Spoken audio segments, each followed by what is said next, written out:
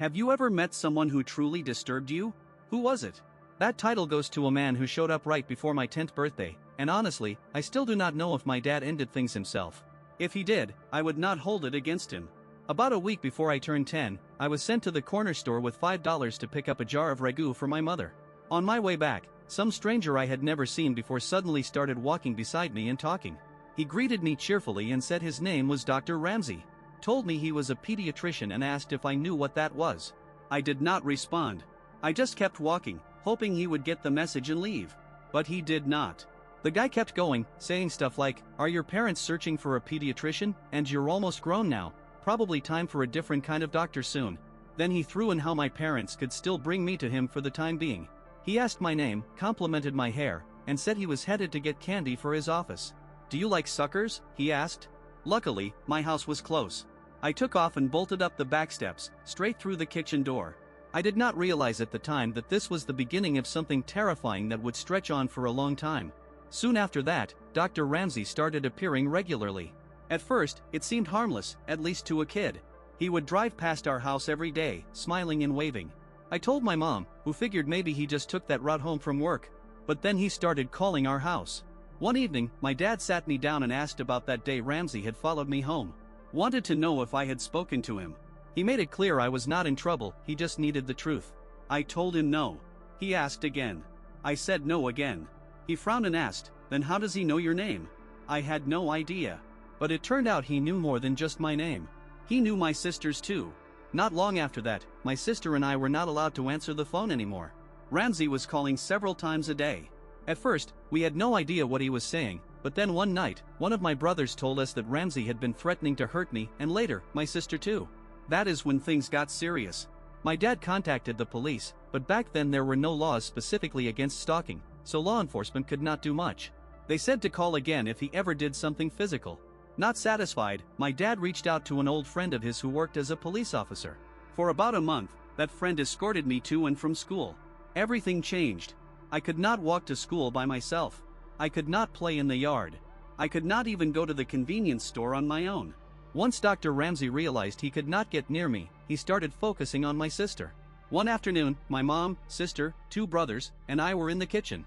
One of my brothers glanced outside and spotted someone in our garage. It was him. Ramsey came tearing out of there with my brothers chasing after him. They followed him all the way to Cherokee Park, but he got away in the trees. My parents reported it again, but it went nowhere.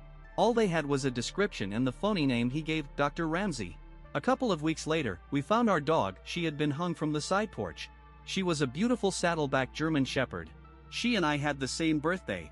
We were devastated. The police claimed there was no proof it was Ramsey and marked it as an accident. None of us believed that.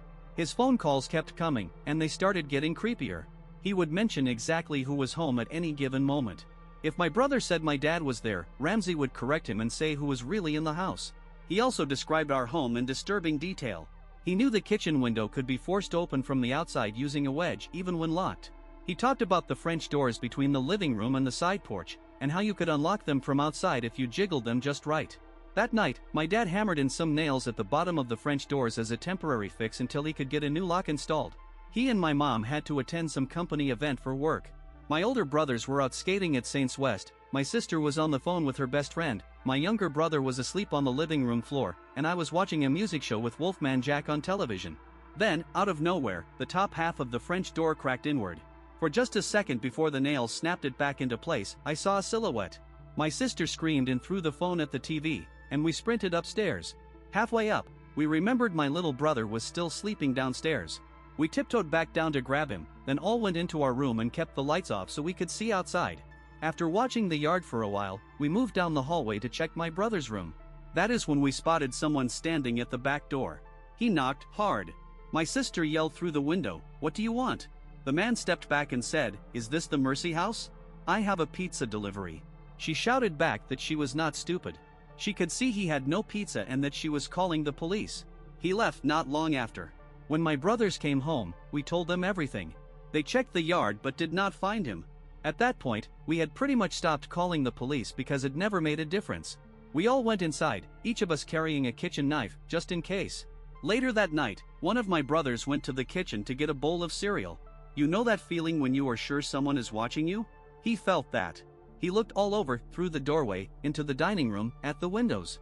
Nothing. But he could still feel it. He walked closer to the door. The kitchen light reflected off the window glass, so he could not see through.